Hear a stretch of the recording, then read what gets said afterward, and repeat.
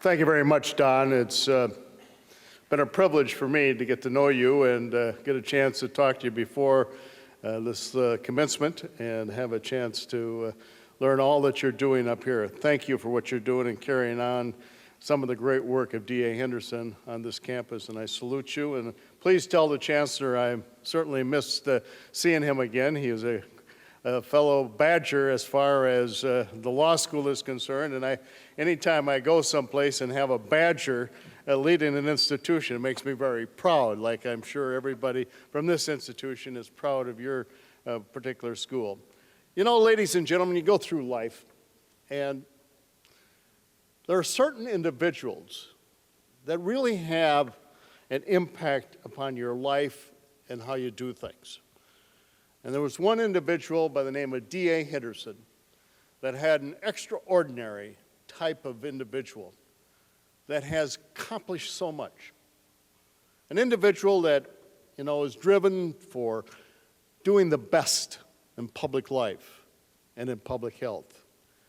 And I had the privilege, when I became Secretary of Health and Human Services, to meet this gentleman on a Sunday afternoon who came down from Johns Hopkins to talk about smallpox. And about 2 weeks later, 9/11 hit.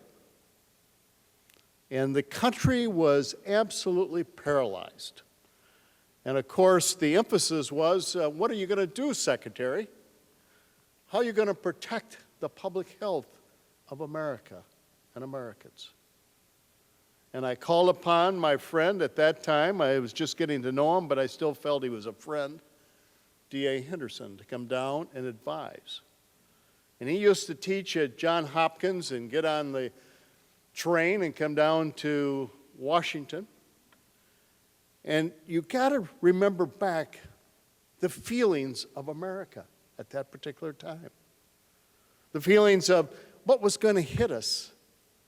And then, of course, came up the idea that, you know, some 17th century diseases like smallpox could be weaponized. And where was the inventory? Do we really know that we had all of the virus contained? And I called upon D.A. Henderson to do an inventory, advise me, set up the office to protect you and all America. And we didn't have enough vaccine at that time. We had, at that particular time, about 12 million doses. And some of that we didn't know how efficacious it was and whether or not the safety was going to be such that we could actually vaccinate people. And DA came in and did an examination, thought that some of it was okay. And then we were just talking before we came out, we called upon the pharmaceutical industry to help us, this national effort. And lo and behold, we found a company that while they were doing an inventory, they didn't know it, they had in their basement or in one of their laboratories something like 25 million doses of smallpox vaccine going back to 1958. Now, of course, DA, being the scientist, said, well, we got the vaccine, but we don't know, if we can put it in humans. And we tested it. And during the time that we were testing, we found another 60 million doses. We had 85 million doses that nobody knew we had, the company that had it. And we did the study and the testing. We found out it was very pure, still had the ability to protect America. And then we had the National Institutes of Health determine that if we could even split it 5-to-1, and it would be effective. And lo and behold, all of a sudden, we were protected and were able to have enough vaccine if, in fact, the terrorists would hit us. And then, of course, anthrax hit us. And nobody knew about, how we were going to do that. And we thought sure that the terrorists had something to do with it. And I can remember DA coming in and said he's got a friend, Phil Russell, retired general, who would come in and help us, and we set up a program there. It was this gentleman that we're honoring here today. And why I call an extraordinary human being, because he was the one that really put it all in place and brought it all to our attention and was so successful. And the most important thing about it, you know, he didn't stand around to be congratulated or anything like this. He was saying, what's the next assignment, Secretary? Where are we going next? He was always pushing, always willing to do more for America and for public health. What a patriot. And I'll never forget the day, and unless you've testified in Congress as much as I have, you probably would not get the beauty of this. But I went up to testify in front of one of the Senate committees with D.A. Henderson one day, and we sat down, and I introduced D.A. Henderson. And the whole Senate panel stood up and gave D.A. Henderson a standing ovation. Now, you got to realize that these are U.S. senators who think, you know, they're superhuman beings. And they stood up and gave a standing ovation to this gentleman. I've never seen it happen before, and I don't think it's ever happened since. And that's the esteem that people have for this man, and the love and the respect. And what he's accomplished is just outstanding. And to think that 60 million people around the world were getting smallpox every year, and 25 to 30% of them dying. And he took it upon himself with international help on a collective cooperative basis with the USSR to develop a program to eradicate a disease, smallpox. Never done before, never done since. We came close with polio, but we still haven't eradicated it. And what I learned from reading his book and knowing this man like I do was that he was able to bring individuals in countries that didn't like each other and had no reason to work together to come together for a common cause, public health, and the eradication of smallpox. It was a fantastic organization with the USSR and the United States, with the World Health Organization, and all the countries coming together working for one cause. And I thought about that when I was secretary and when I traveled internationally in my own endeavors to spread the message about medical diplomacy. What a fantastic cause. And ladies and gentlemen, whether you build a hospital for women and children in Afghanistan, which I've done, inoculate children in the slums of New Delhi and Kabul against polio, or refitting a hospital in Haiti after it's been destroyed by a hurricane, or delivering antiretroviral medicines to individuals in the sub-Saharan African countries. It all comes down to, ladies and gentlemen, of medical diplomacy. And medical diplomacy is what this country needs to do more of. Because every time we practice medical diplomacy, I see it in the faces of individuals. And I see the response. And whether or not you want to tear down the hatred of America, against America, the best way to do it is through global medical diplomacy, practiced and led by D.A. Henderson, and now carrying forth. I can remember, ladies and gentlemen, going into Africa.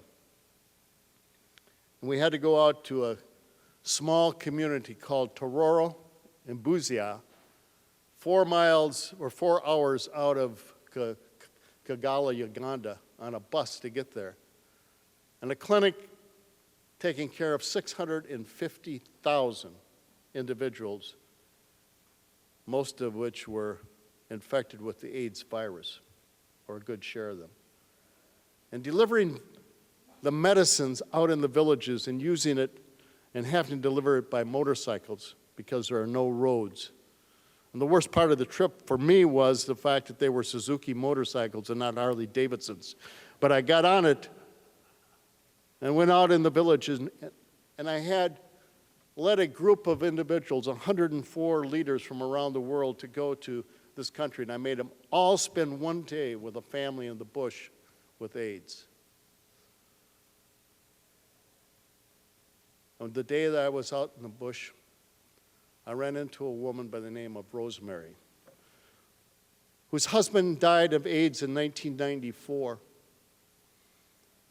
leaving her with 4 children to raise, and also giving her the virus, and she was HIV positive.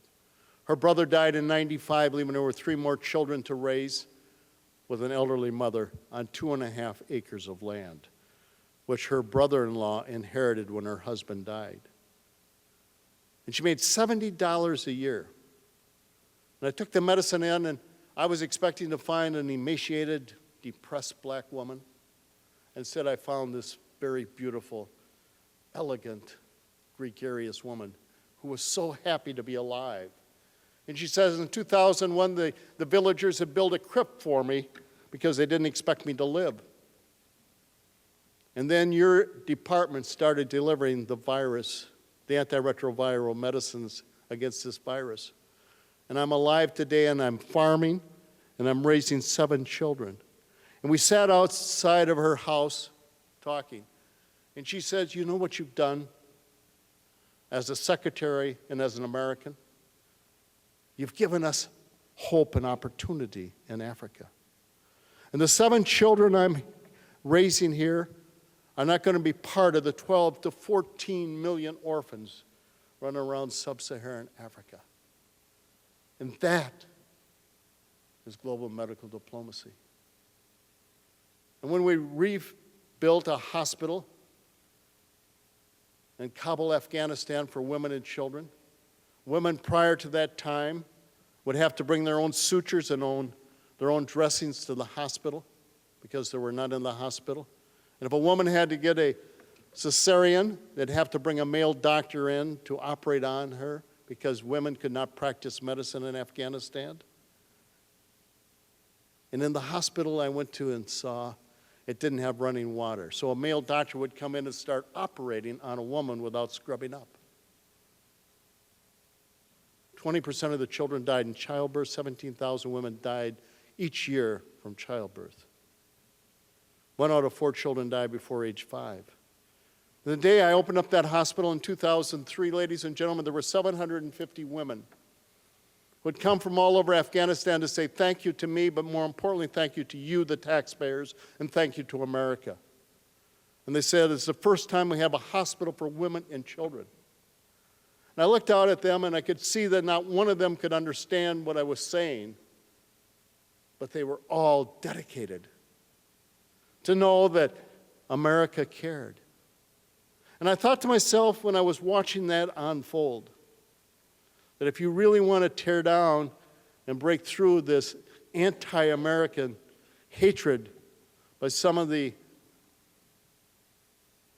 Islamic terrorists, is through women and children and good medical diplomacy taught by D.A. Henderson. And so, ladies and gentlemen, what I'm telling you today is what this man has done. He's inculcated in America a desire to do well in the nation and around the world, and that we can do so much more good and accomplish something very permanently by doing good global medical diplomacy. And right now, there are 14 neglected tropical diseases which we're involved in and we have the chance to eradicate. And they afflict 1.4 billion people. 1 out of every 6 people alive today have a neglected tropical disease. And you can treat each one of those individuals, ladies and gentlemen, for 52 cents a year. Just think about that, 52 cents a year. And I thought to myself, when we scrapped the Comanche airplane in the Department of Defense after spending $9 billion, if we would have taken that $9 billion, we could have treated those 1.4 billion people for 13 years. And how much more lasting would it have been to one out of every 6 people in the world alive today to know that America gave them the medicines to make them well from debilitating diseases and eradicating diseases. So, ladies and gentlemen, it's my honor to be here to say thank you to this man and his family, his lovely wife, Dana, to your university for sponsoring it, and for all of you collectively for being involved in a movement of good public health that should be transmitted worldwide. And as they say, fences make good neighbors, but I think good medicine can establish fantastic friendships and rewards that we've never seen. So, ladies and gentlemen, especially DA, may the road always rise to meet you, and may the wind be always at your back, and may the sun shine warm upon your forehead, and the rains fall soft upon your fields. And until we meet again, may God hold you in the palm of his hand. Thank you very much.